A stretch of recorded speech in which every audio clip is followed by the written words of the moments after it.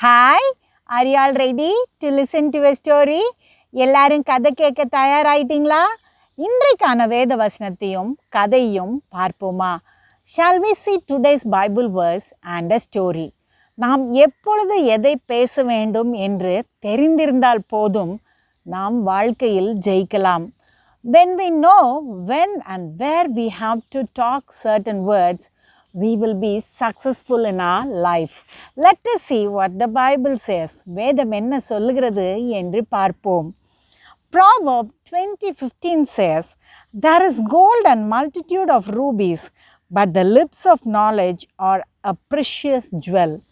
நீதிமொழிகள் 20:15 சொல்லுகிறது, பொன்னிலும் மிகுதியான முத்துக்களும் உண்டு, அறிவுள்ள உதடுகளோ விலை உயர்ந்த ரத்தினம். See, lips filled with knowledge is very, very precious. அறிவுள்ள உதடுகள் மிகவும் விலை உயர்ந்ததாய் இருக்கிறது. இது பலரிடம் இப்பொழுது இல்லை. It is not there with many people.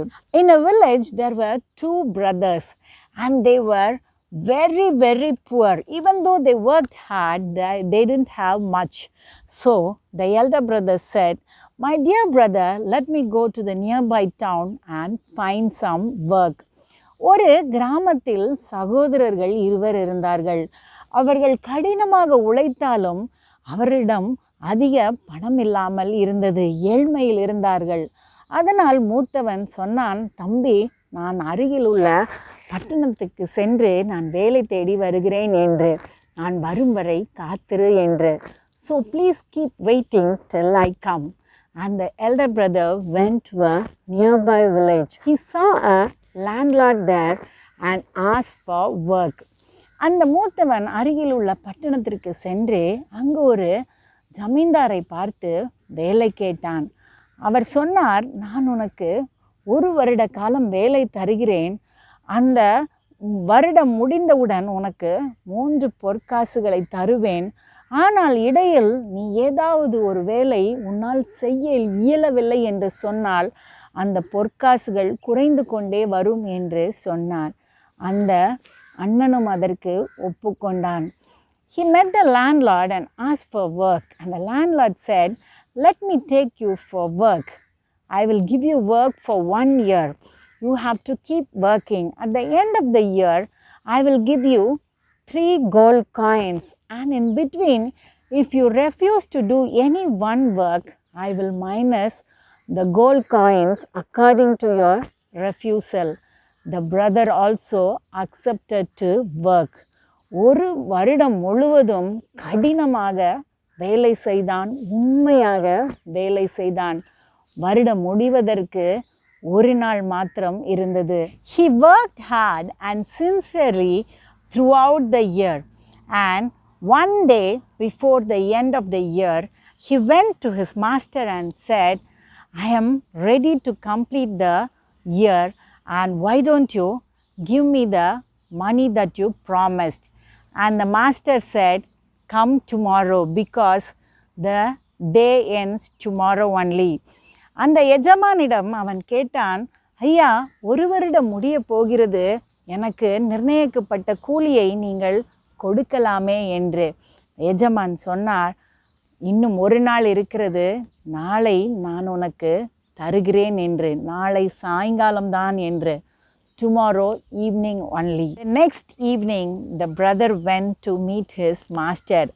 மறுநாள் சாயங்காலம் அவன் எஜமானை சென்று சந்தித்த பொழுது அந்த எஜமான் சொன்னார், "உனக்கு நான் 3 வேலைகள் தருகிறேன். அதை முடித்துவிட்டு உன் கூலியை வாங்கிக்கொள்" என்று. The master said, "I'm going to give you 3 work. After that you can get the money and go." The man accepted. அவன் ஒப்புக்கொண்டான். அப்பொழுது அந்த எஜமான் அந்த அறையில் இருந்த 2 ஜாடிகளை காட்டி சொன்னார், "இந்த சிறிய ஜாடிக்குள் அந்த பெரிய ஜாடியை வைக்க வேண்டும்" என்று. அதற்கு அவன் சொன்னான், "அது இயலாதே" என்று. அப்பொழுது அவர் சொன்னார், "உன் தங்க காசில் 1 குறைகிறது" என்று. So the master said, "See, there are 2 big jars in the room. You have to put the bigger jar into the smaller jar." And the man said, "It is not possible."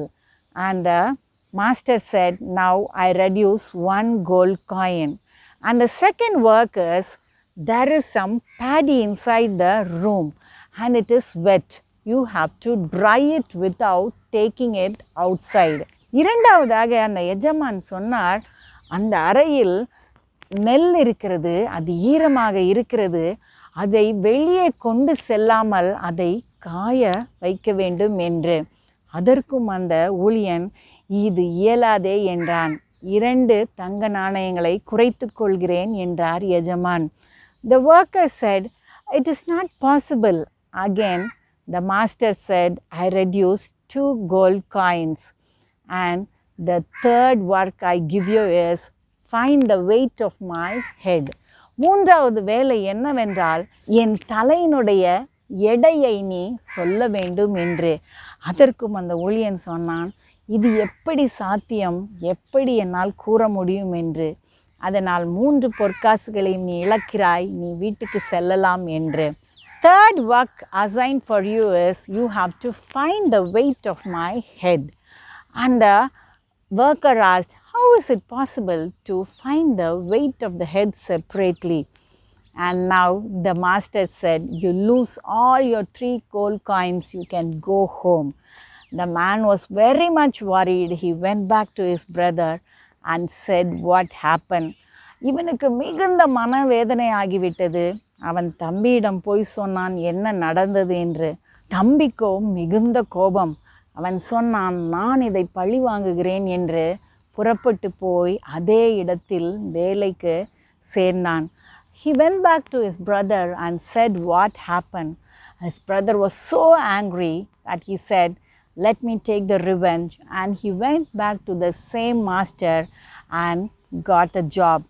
The same conditions were given to this brother also. அதே நிபந்தனைகளோடு அவன் வேலைக்கு சேர்க்கப்பட்டான். 1 வருடம் முடிந்த பின்பு அவன் போய் தன் கூலியை கேட்டான். After a year he asked for his wages. The same way the master said to put the bigger jar into the smaller jar. அதேபோல் அந்த முதலாளி அந்த தம்பியிடம் பெரிய ஜாடியை தூக்கி சிறிய ஜாடிக்குள் போட சொன்னான். உடனே தம்பி கையில் ஒரு குச்சை எடுத்துக்கொண்டு பெரிய ஜாடியை, விலை உயர்ந்த ஜாடியை அடித்து உடைத்தான். அந்த எஜமானனுக்கு ஒன்றும் புரியவில்லை. கத்தினார், "என்ன செய்கிறாய்?" என்று. The brother took a stick in his hand and broke the jar into pieces. It was a very expensive jar. So the master started shouting, What are you doing?" And he said, "How is it possible to put the bigger jar into the smaller jar? So I have made it into pieces. Now I am going to put it in the smaller jar as you said." அவன் சொன்னான், "எப்படி பெரிய ஜாடியை சிறு ஜாடிக்குள் போடுவது? அதனால்தான் அதை நான் உடைத்து விட்டேன். இப்பொழுது நான் இதை சிறிய ஜாடிக்குள் போட்டு விடுவேன் என்று. Next was the task to dry the paddy. அடுத்து கொடுக்கப்பட்ட வேலை நெல்லை காய வைப்பதுதான். சிறிது நேரத்திற்கு அந்த தம்பியை காணவில்லை. எஜமான் தேடிக்கொண்டே இருந்தார். For a few minutes the younger brother was not around. The master was looking around. Suddenly he heard a loud voice. He saw the younger brother on the roof, removing the roof, saying, "Dear master, it is very difficult to dry the paddy without taking it out. So let me remove the roof so that the sunlight will go inside and dry the paddy quickly. It's very easy to do that."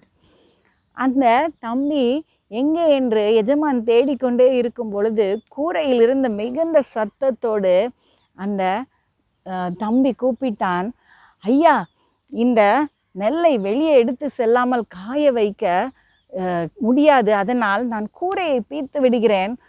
சூரிய வெளிச்சம் உள்ளே வந்து இந்த நெல்லை காய வைக்கட்டும்" என்று. இந்த எஜமான் எவ்வளவு கத்தி நிறுத்த சொன்னாலும் அவன் நிறுத்தாமல் முழு கூரையையும் பிரித்து விட்டான். The master was yelling and shouting to stop the work, but the man did not stop. He removed the roof fully. Now The third work was to weigh the head of the master.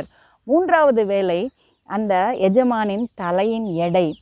அந்த கேள்வியை கேட்டவுடன் அவன் சொன்னான், இது மிகவும் எளியதாயிற்றே என்று வேகமாக தோட்டத்துக்கு சென்று ஒரு பூசணிக்காயை கொண்டு வந்து, இந்த பூசணிக்காயின் எடைதான் உங்கள் தலையின் எடை என்று கூறினான். When the third work was assigned, the brother said, it is very easy, let me do it. He went into the garden and brought a big pumpkin and he said, this is the weight of your head. The master was confused. அந்த எஜமானுக்கு ஒன்றும் புரியவில்லை. The younger brother said, if you have any doubt, let me keep it on the balance one side. You cut your head and keep it on the other side. We can check it. அந்த இளைய சகோதரன் சொன்னான், உங்களுக்கு சந்தேகம் இருந்தால் நீங்கள் ஒரு தட்டில் இந்த பூசணிக்காயை வைத்துவிட்டு மறுதட்டில் உங்கள் தலையை வெட்டி வைத்து நாம் பார்த்து விடலாம் என்று. இதை நான் உடனே செய்கிறேன் என்று உள்ளே சென்று ஒரு கத்தியை கொண்டு வந்தான் அவர் தலையை வெட்டுவதற்காக. He said, let me do it immediately, and he went into the room and brought a big knife. The master started shouting for help and told him to stop doing this immediately. அந்த எஜமானன் உடனடியாக உதவிக்கு அழைத்ததோடு மாத்திரம் இதை நிறுத்த சொன்னான். அந்த இளைய சகோதரன் தான் யார் என்று சொன்ன பின்பு அவனுக்குரிய கூலியும் அவன் அண்ணனுக்குரிய கூலியும் அந்த எஜமானன் கொடுத்து அனுப்பினார். After saying who he was, the younger brother received his wages as well the wages that should have been given to his brother. He taught a good lesson for the master who wanted to cheat poor people. தன் எஜமானன் மற்ற ஏழைகளை ஏமாற்ற நினைத்த எஜமானனுக்கு ஒரு நல்ல பாடம் அவன் அன்று கற்பித்தான். அதனால் நாம் எங்கு எதை பேச வேண்டும் என்று யோசித்து பேச வேண்டும். நாம் சொல்லும் பதில் நம் வாழ்க்கையே மாற்றி விடலாம். So we have to be very careful in the words we speak. The words we speak may change our life totally. Let us meet in the next story. அடுத்த கதையில் சந்திப்போம்.